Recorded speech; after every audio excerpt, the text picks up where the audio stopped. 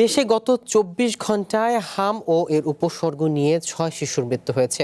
এর মধ্যে একজন নিশ্চিত হামে এবং ৫ জন উপসর্গ নিয়ে মারা গেছে।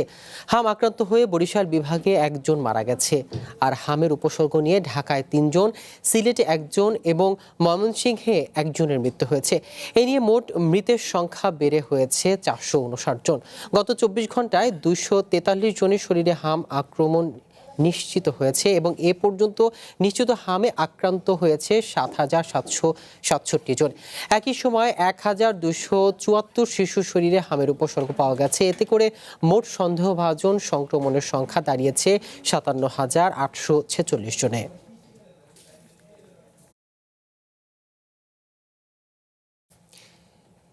এ নিয়ে আরও জানাতে বরিশাল থেকে আমাদের সাথে যুক্ত হচ্ছেন সহকর্মী আরিফুল হোসেন। আরিফ, বরিশাল মেডিকেলে হাম ও হামের উপসর্গ নিয়ে কত রোগী ভর্তি হয়েছে, আর জনবল সংকট নিয়ে কি বলছে হাসপাতাল কর্তৃপক্ষ, জানাবেন। প্রথমে একটু জানিয়ে রাখি, বরিশাল শের-ই-বাংলা মেডিকেল হাসপাতাল গোটা দক্ষিণাঞ্চলের একটি নির্ভরযোগ্য স্বাস্থ্যসেবা প্রতিষ্ঠান, কিন্তু এই হাসপাতালটি কিন্তু মাত্র ১,০০০ শয্যা। আমরা গত দুদিন আগে তথ্য নিয়েছি, এখানে শুধু শিশু ওয়ার্ডেই হাম এবং অন্যান্য যে রোগ নিয়ে ভর্তি আছে ৮৭৫ জন, তো শুধু শিশু ওয়ার্ডে। তো সেখানে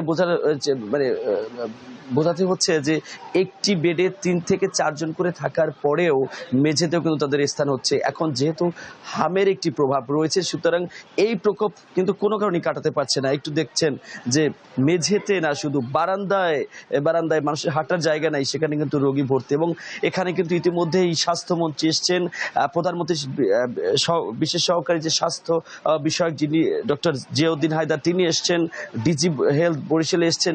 বিভিন্ন দাপ্তরিকভাবে কাজে বিভিন্নভাবে গুরুত্বপূর্ণ ব্যক্তিবর্গ আসলেও এখন পর্যন্ত কোনো সঠিক সুরাহা হয়নি। বড় যে সমস্যাটি, সেটি হলো বরিশালে কোনো ধরনের শিশুদের হেড বক্স নেই। অক্সিজেন লেভেল যদি কমে গেলে, যখন হেড বক্স দিয়ে তাদেরকে অক্সিজেন লেভেলটা সঠিক রাখবে, তার কোনো সুযোগ নেই। তো দীর্ঘদিন পর মাত্র ২০টি হেড বক্স বরিশালের শের-ই-বাংলা মেডিকেল হাসপাতালে সরকারিভাবে সাপ্লাই এসেছে, কিন্তু সেটি ভাগ করতে গিয়ে শিশু বিভাগের এই যে হাম রুবেলা ওয়ার্ড, এখানে পেয়েছে মাত্র ৫টি। তো এই কারণে গতকালকে অক্সিজেনের কম থাকায়, অক্সিজেনের অভাবে কিন্তু গতকালকেও একটি শিশুর মৃত্যু হয়েছে, এমনটি আমরা জানিয়েছিলাম। তো এছাড়াও বরিশাল শের-ই-বাংলা মেডিকেল হাসপাতালে একদিকে শিশু, অন্যদিকে বড়রাও যারা হামে আক্রান্ত হয়ে আসছে, তাদের কিন্তু রাখছে না, তাদের পাঠাচ্ছে বরিশাল সদর জেলা হাসপাতালে। এখন যে বিষয়টি, সেটা হচ্ছে যে এর আগে বারবারই বলেছিলেন স্বাস্থ্য বিভাগের যারা, যে উপজেলাগুলো কিংবা বরিশাল বিভাগের অন্যান্য জেলাগুলো থেকে বরিশালে যে রোগীগুলো আসছে, তারা যদি সংশ্লিষ্ট জেলাগুলোতে থাকতে পারে,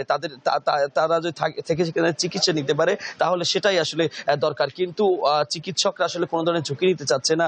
উপজেলা কিংবা অন্যান্য জেলাগুলো তারা খুব দ্রুত সময় শের-ই-বাংলা মেডিকেল হাসপাতাল থেকে শুরু করে বরিশাল সদর জেলা হাসপাতালে তারা রোগী পাঠাচ্ছে। ফলে এই অঞ্চলগুলোতে তীব্র থেকে তীব্র পরিমাণে ভিড় দেখা দিচ্ছে। এবং এখানের যেটা আপনি জানতে চেয়েছেন, যে এখানে যে পরিমাণ চিকিৎসক এবং সেবিকা রয়েছে, তার তুলনায় অনেক অনেক গুণ বেশি রোগী থাকায় আসলে সেবিকা এবং চিকিৎসকরা একদমই হিমশিম খাচ্ছে। তারা বারবারই জানিয়ে যাচ্ছে, এবং আমরা যখন কথা বলেছি এখানে দায়িত্বরত কর্তব্যরত চিকিৎসক কিংবা প্রশাসনিক যারা কর্মকর্তা রয়েছে, তারা বারবারই বলছেন যে তারা স্বাস্থ্য মন্ত্রণালয়ে একাধিকবার চিঠি লেখার পরেও আসলে তাদের এখন পর্যন্ত কোনো সুরাহা হচ্ছে না। এবং বড় যে সমস্যাটি, সেটা হচ্ছে সিস্টাররা যারা এখানে চিকিৎসা দিয়ে যাচ্ছে, তাদের জন্য কোনো এখানে পিপি ব্যবস্থা নেই। ফলে তারা কিন্তু এই পিপি ছাড়াই এখানে এই যে রোগীদের চিকিৎসা দিয়ে যাচ্ছে এবং এরপরে বাসায় যাচ্ছে। অনেক সেবিকেরাই আমাদেরকে জানিয়েছে যে তাদের পরিবাররাও কিন্তু এতে আক্রান্ত হচ্ছে। তো সব থেকে যে বড় সমস্যা, সেটা হচ্ছে যে চিকিৎসক যেমন চিকিৎসা দিয়ে যাচ্ছে, সেবিকারাও আসলে সেবা কার্য চালিয়ে যাচ্ছে, তবে প্রয়োজনের তুলনায় এত পরিমাণে অপ্রতুল। অর্থাৎ এখানে ৮৭৫ জন রোগীর জন্য মাত্র ১০ জন সিস্টার কাজ করছে বরিশাল শের-ই-বাংলা মেডিকেল হাসপাতালে। এই হচ্ছে বরিশালে হাম রুবেলা ওয়ার্ডের অবস্থা। কবে নাগাদ সমস্যার সমাধান হবে, সেটি এখনো অনিশ্চিত। সিয়াম, ধন্যবাদ আরিফুল আপনাকে।